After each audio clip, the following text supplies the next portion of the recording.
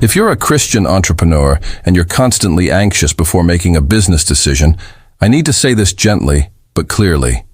That pressure is not from God.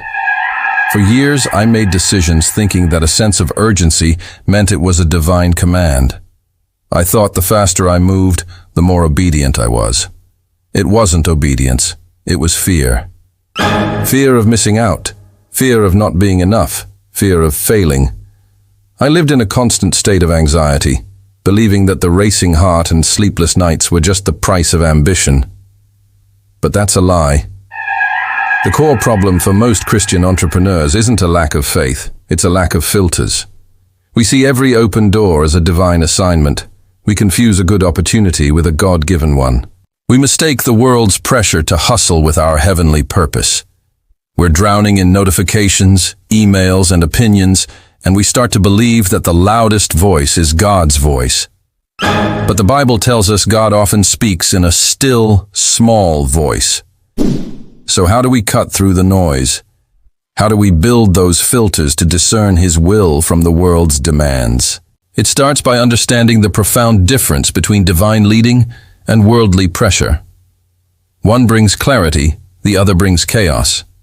The first filter you need to run every decision through is the peace test.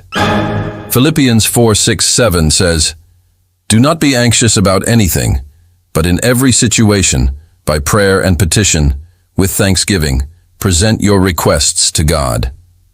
And the peace of God, which transcends all understanding, will guard your hearts and your minds in Christ Jesus."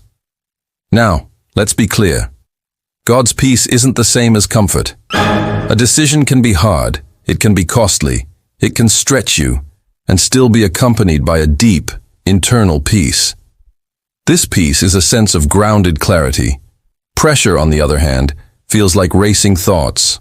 It's that panicky feeling that you have to decide right now, or the world will end.